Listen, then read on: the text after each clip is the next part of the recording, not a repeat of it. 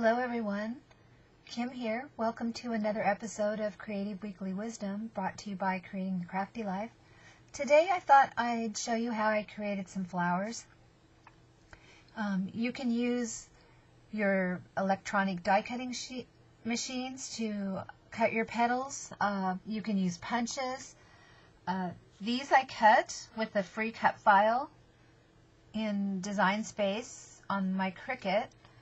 And they are, I believe, about 1 5/8. And when the finished flower is done, they're about 1.5 inches. You can use inks to color these. You can use tea spray or any of your other sprays. There's so many ways that you can decorate these and make them all unique. I have done this little flower right here. It was some tattered rose distress ink, and then I also sprayed tea spray on it because they have to be wet. I'll show you the process, but instead of using water, I keep a bottle of tea that I brewed very strong, and then I add a little bit of alcohol, rubbing alcohol, just from like the medicine cabinet. If you keep a little bit in that with the tea, it stays good indefinitely and it won't go bad. So it's a fun way, and I love vintage, and it gives you that shabby look. So this particular one, like I said, I added a little bit of color to it, and then I have 3 layers of cheesecloth that I've added that's been tea stained, and the little center is just a Recollections rose, and but you can use numerous things. Someone had sent me these pretty little turquoise centers, and I decided to put some gold wax on them to highlight all the raised pretty areas, and they just added a lot. And this flower doesn't have any color. It's just started out with white cardstock, and the cardstock is about 100 weight, I believe, and because you can't use anything that's too flimsy or it will disintegrate when you get it wet. So this one's just tea stained, and then after I'm done drying everything, I hit it with some Distress Oxide Vintage Photo around the edges and on the high spots. This cute little flower right here, same thing. This one has lace and a pretty little red flower from the Paper Studio at Hobby Lobby, and I put a bigger center in it, a bigger flat pearl in it. Anyway, they're really fun to do. They you can customize them to whatever project you're working on, because you can color them in many different ways.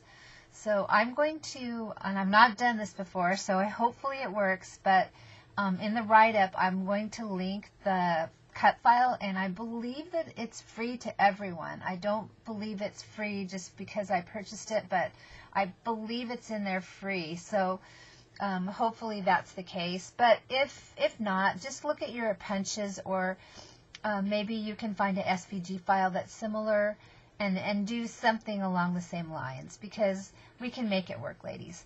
So I'm going to get started. And also I wanted to kind of show you too. I've gone ahead and pre-cut my cheesecloth, and it's like I said, I had already pre-stained it, and I've got 3 layers here.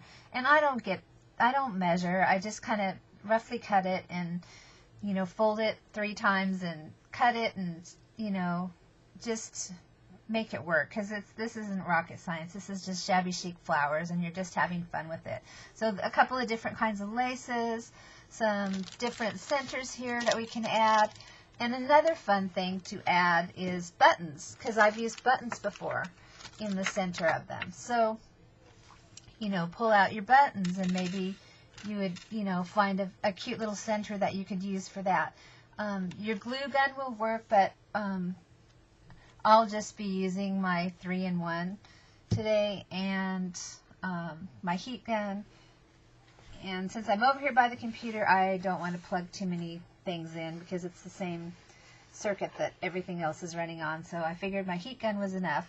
So I'm going to show you how I make these little flowers. So I will probably stop talking now and just create, and you can watch how I make these cute little flowers.